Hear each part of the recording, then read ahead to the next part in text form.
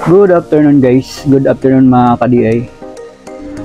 So nandito ako ngayon, nagko-company guys sa aking Honda Beat.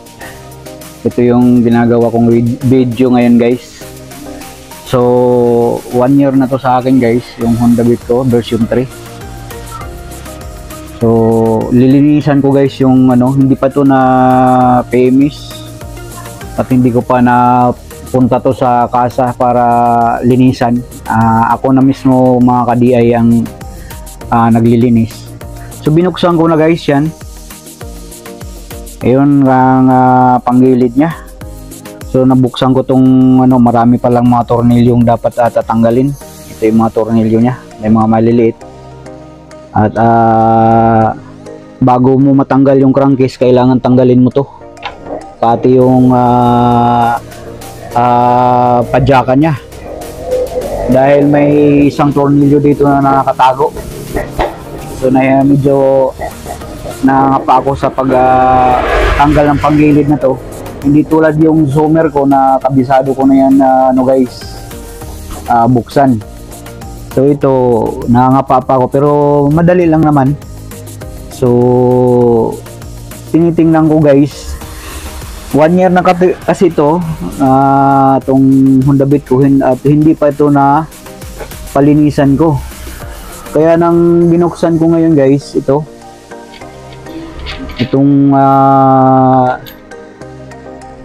bill natin, makikita kasi kagad natin yung clutch natin dito. So yun, wala na palang clutch mga ka-DI. Pud na siya. So ang nangyari, bakal to bakal na yan kaya kailangan talaga natin ay ma-maintain yung ating mga motor mga ka-DI, at lalo na yung panggilid. Hindi natin alam pala ubos na yan ubos na yung clutch lining niya, bakal na.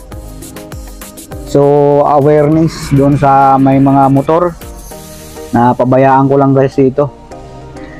1 taon nang kinuha ko to, bago to guys, brand new, at ngayon ko lang nabuksan. 1 taon at 1 buwan. Kinuha ko to ng March, so ngayon April na.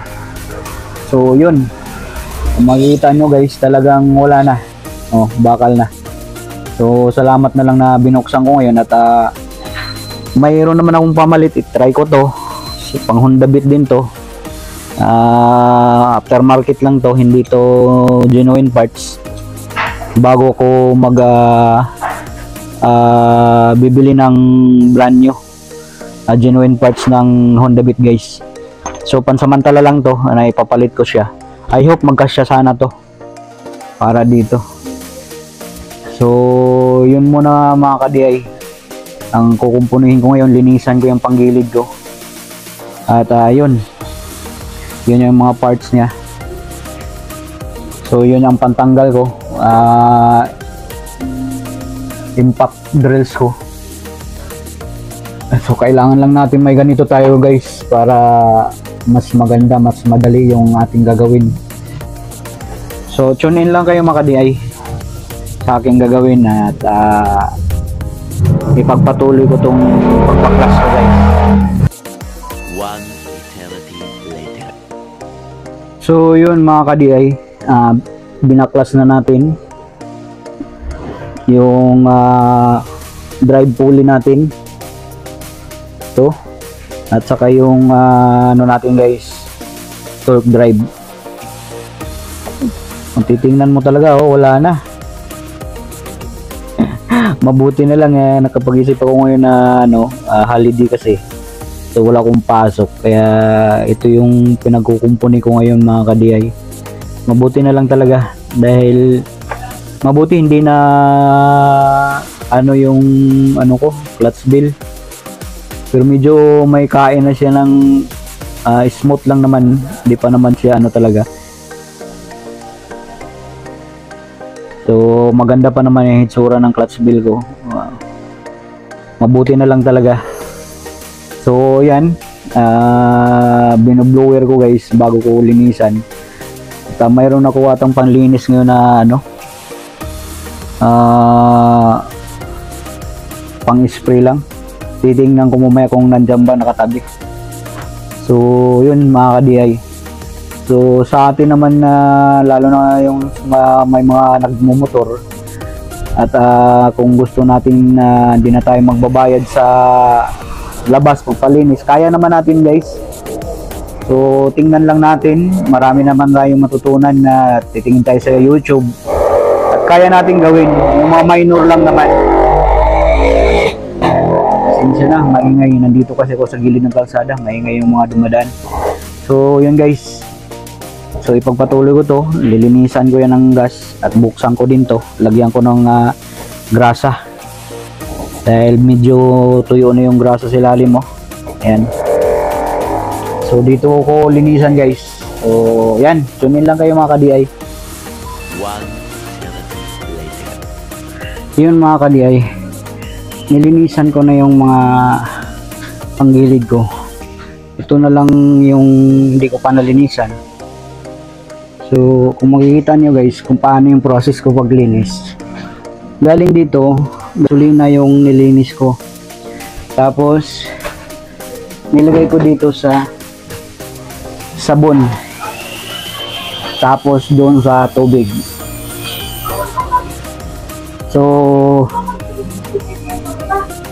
So ganun yung process ko maglinis ng aking panggilid guys. So ito na siya. Yan, malinis na siya guys. Napatuyo ko na lang. At pupunasan ko, di kaya lagyan ko ng bugahan ko ng blower para madaling matuyo siya. Yan.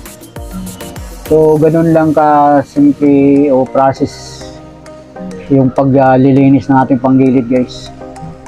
Bakit ganito yung ginawa ko? Dahil pagka nakababad kasi galing dito sa gasolina, yan, kailangan sabunan natin para yung tulad yung gasket doon sa torque drive natin, para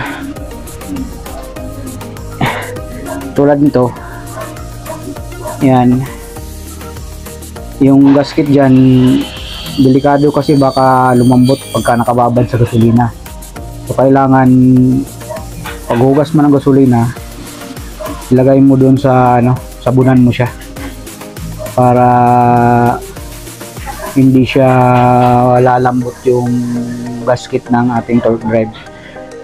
Yan, importante kasi yung mga gasket natin guys sa ating panggilid para hindi lumabas yung grasa. So yun lang guys, yan yung aking panggilid na nalinisan na. So maya maya i-assemble ko na yan para ibalik ko na. So ngayon ang linisan ko yung crankcase ko muna. Pero yung crankcase ko ito, yan, nalinis ko na rin yan. Yan, kaya malinis na siya. So ito na lang yung linisan ko. Yan. Wala pala akong yung Kobe na pang spray.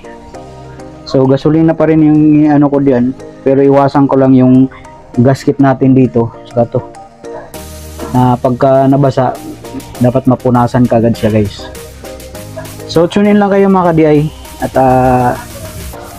huhugasan ko siya ng gasolina. 1 eternity later. Yun mga ka-DI, nalinisan ko na siya. So malinis na siya guys. Gasolina yung panlinis ko. Yan, wala kasing paglinis ko na panggilid, kalimutan ko bumili, kaya gasolina na lang tapos sabay punas para maprotektahan natin yung gasket dito sa torque drive natin at saka dito sa drive pulley. Yan, ito yung papuntang sigunyal natin guys. So malinis na siya. So assemble na natin yung ating panggilid guys. Yan, assemble ko na yan. So antabayanan lang yung mga ka-DI, patuloy pa rin ako naglilinis. Tapos yung palit ko na ito Sana tumagal din to. Yan.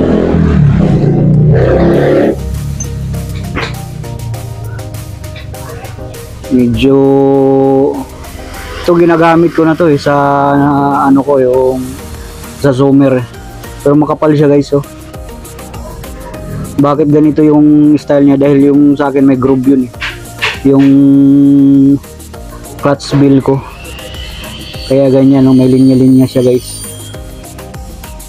So pagpilian ko either ito o yung itong isa. Ito. Parang ganito talaga pag aftermarket, hindi ganun ka ano. Yan pangit. So yun guys, antabayanan lang niyo.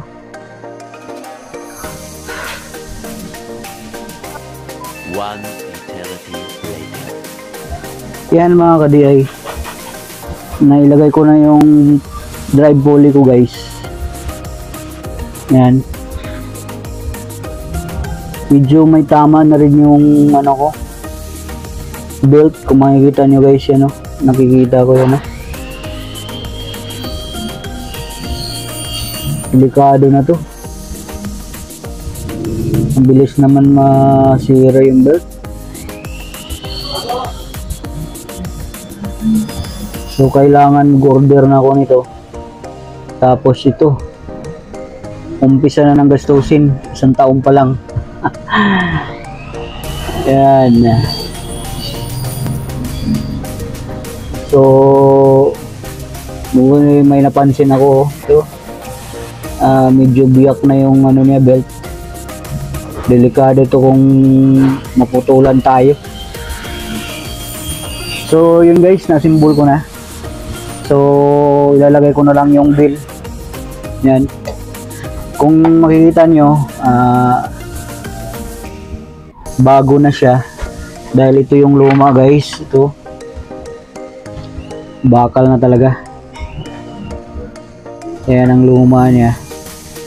So pinalitan natin ng aftermarket lang din to, pero pang Honda Beat siya guys. So ewan ko kung kailan tatagal to. Dapat bago to masira ay may bago na akong pamalit.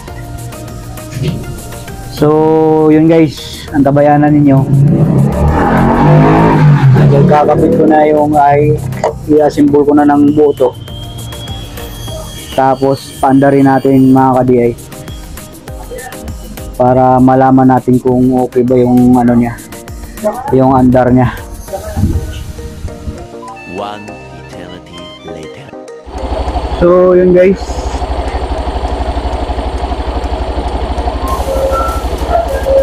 na-andar na natin mga ka-DI.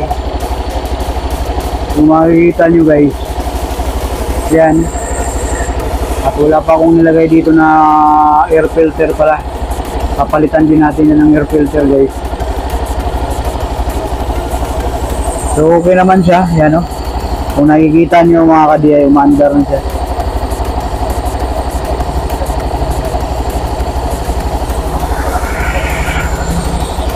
So palitaran ko yung air filter guys, dahil sobrang dumi na. So kaya kailangan kong palitan. Mayroon akong bago mga ka-DI. Ito. So matagal ko na itong binili. So yun din may kakabit ko yun. Ngayon palitan ko na rin ng bagong filter mga ka-DI. So kung nakikita nyo, okay naman yung andar niya. Wala namang problema mga ka-DI. Ang inaano ko lang, sana bago masira yan, may order na ako para mapalitan ko siya kaagad mga ka-DI. Lutsulin lang kayo mga DI, hindi pa ako tapos. At kabitan ko pa ng air filter yan. Ngayon. One eternity later. Yan mga ka-DI, bago na yung filter natin guys. Yan. So pinabit natin, pinalitan natin yung luma. So dahil yung luma kasi ano yun nababad dun sa tubig nang matumba ko ng yung time na may baha, tag-ulan pa. So pinatuyo ko lang yun dahil hindi pa ako nakabili ng bago. So ginamit ko lang siya guys. So isang taon na rin yung ano na filter na yun, air filter ko. So ito yung bago. So palitan na lang natin para maging maayos din yung higop ng hangin rito.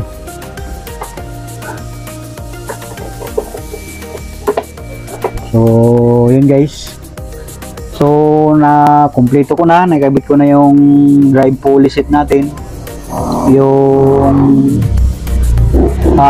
torque drive natin guys, set natin na nakabit ko na. So nurid ko na lang dito yung belt. May nakita ako ditong medyo delikado. So bago pa man makabili na ako by next week siguro para mapalitan ko yung belt at saka yung clutch lining natin guys. So takpan ko na to guys yung yung itong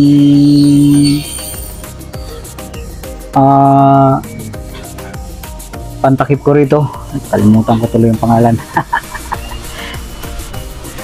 Crankcase natin guys, kabit ko na, saka yung takip dito sa air filter, and then yun na guys, kompleto na. At least na nagawa natin. Mabuti na lang mayroon akong pamalit kahit papaano at magagamit pa rin natin. So hanggang dito na lang guys yung aking video. At sa lahat ng aking subscriber, salamat sa parating pag-support ninyo at pag-comment sa aking mga video, panonood ng aking video. Salamat din sa mga nanonood ng aking video. At sa hindi pa nakapag-subscribe, subscribe na kayo guys, and don't forget to hit the notification bell para updated kayo sa aking mga video pang darating guys. So ako lang tong nag-PMS ng aking motor guys. Dalawa to, yung Honda Beat ko, yan, at saka yung Zoomer ko, yan. So ako lang ang gumagawa nito guys. Sa mga minor lang ang aking mga ginagawa. So God bless mga ka-DI.